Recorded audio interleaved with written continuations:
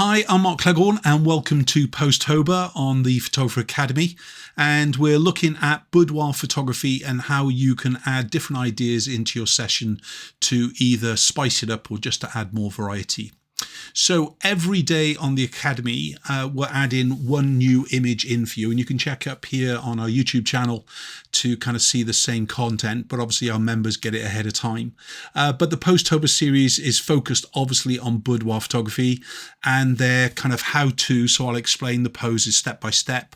We can also look at why to add them in perhaps into your sessions to add that variety.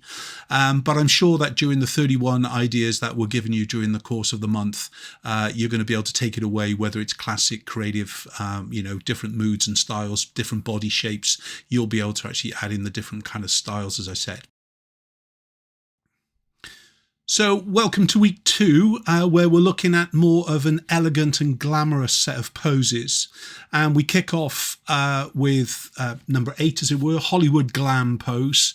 So technically sitting with legs crossed or feet apart, leaning back slightly and head tilted up, reminiscent of the classic starlet pose. Yeah, this is for me the beginning of the real power posing. It's that confidence, exuberance, pretty much it's a bit of fun as well with it and things. But it can definitely come into, second part of your session without any trouble at all. So if the subject is sat down like she is here on a small stool table, it's easy to kind of start the pose off if they're on the edge of the actual seat. The reason being on that, if they sit too far onto the seat, then you're going to struggle with kind of getting the knees apart and the legs to stretch out enough and things really. So bring them to the edge of the table first. Now, pretty much we're going to off balance the subject with this great big lean and tilt, as you can see her leaning onto her hand here on the tabletop. But you'll also notice that that arm is bent, because remember with boudoir and all classic posing, I suppose, if the limb bends, you bend it as such really. So an elbow, a wrist, a finger, and so on and so on. But anyway, we've got this great archway coming through. It's really good if your subject is body fit, because obviously you can show off the tonality of the tummy and the abs and so on with it. And it gives us a really a strong power kind of almost gym pose. As far as the top hand is concerned, because obviously the hand resting on the table is a balance hand, even though the elbow is kind of bent at the last minute, the top hand can be doing lots of things. As you see here, it's just kind of playing with the hair, but it could be equally used to touch the bra strap, touch the lips, touch the neck, bring it down to the actual pant line, to the actual the garter line. It's really down to you, but that is really a very strong pose at the top part.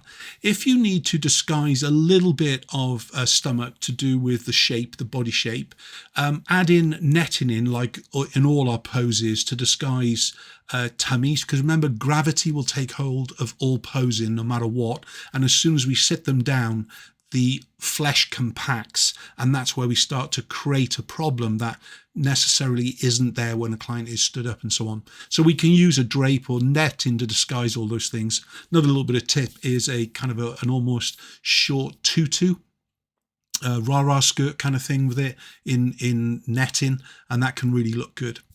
Okay, so for me though, the pose is complete by the straddle of the legs. So the feet are far apart and basically the knees are closer to each other, which allows us then to move to a different camera angle as well. So I'm shooting in what I would say is like a safe zone here.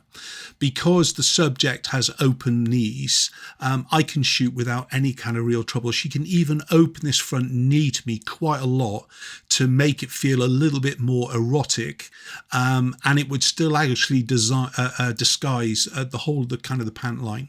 But obviously if I move to my anti-clockwise position, so nearer to my 3 o'clock as we see now, I would be looking between the legs. So that is where we can actually just tilt the knees towards each other, specifically the front knee as we see it now.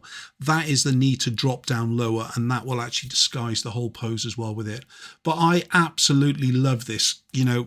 finish it off with a bit of killer heel, and you're well on your way to a Hollywood glam image. So remember, sitting with the legs either crossed or the feet apart, leaning back, using the opposing hand to actually use the balance, tilt that head, allow the hair to flow, and then basically you're on the way to a winning image. If you'd like to see some more content on the Photographer Academy, simply go over to thephotographeracademy.com. And if it's boudoir photography you're interested in, just scroll onto portrait, then kind of scroll down to boudoir, click onto that, and you'll see a whole host of different kind of topics for you to actually click onto. And any of the orange banners then takes you to the pages where you can actually follow that through to see more of our content.